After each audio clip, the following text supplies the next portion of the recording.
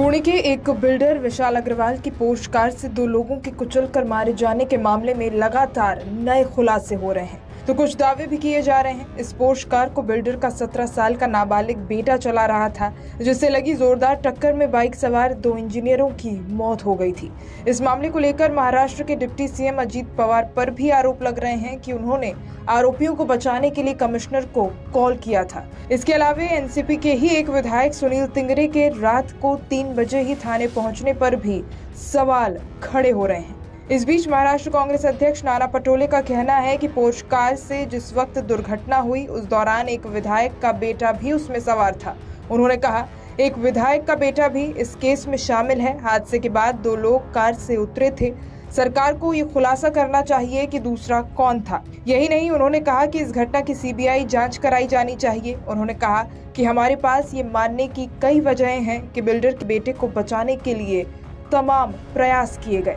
इसकी वजह ये थी कि बिल्डर के सत्ताधारी दलों के साथ काफी अच्छे रिश्ते हैं। उन्होंने आगे कहा कि पुणे के अस्पताल के डॉक्टर अजय तवारे के एक नेता से रिश्ते हैं। तवारे को सोमवार को ही गिरफ्तार किया गया और उन पर आरोप है कि उन्हें नाबालिग के ब्लड सैंपल बदल दिए थे। इससे पहले पटोले ने कहा था कि उसी अस्पताल में ड्रग माफिया ललित पाटिल को 5 स्टार सुविधाएं दी गई थी। उन्होंने अजीत पवार गुट के विधायक सुनील तिंगारे की ओर इशारा करते हुए कहा, एक स्थानीय विधायक और कैबिनेट के सदस्य ने सुनील तिंगरे की नियुक्ति में अहम भूमिका अदा की थी। महाराष्ट्र की जनता को ये पता होना चाहिए कि ऐसे डॉक्टर को लाने में किसकी भूमिका थी और किसने नाम की सिफारिश की थी। वहीं आपको बता दें कि पुणे के पोर्श कांड में नाबालिग आरोपी को जमानत देने वाले बोर्ड पर भी तलवार लटकती नजर आ रही है। खबर है, इस मामले में जांच के लिए 4 सदस्यीय कमेटी का गठन किया गया है, जो जांच करेगी कि जमानत देने में उचित न्यायिक प्रक्रिया का पालन किया गया या फिर नहीं। कहा जा रहा है कि कमेटी बोर्ड के 2 सदस्यों के पुराने रिकॉर्ड तक खंगालने जा रही है। 19 मई को हुए सड़क हादसे में 2 लोगों की मौत हुई थी, जिसके बाद जुवेनाइल जस्टिस बोर्ड यानी जेजेबी ने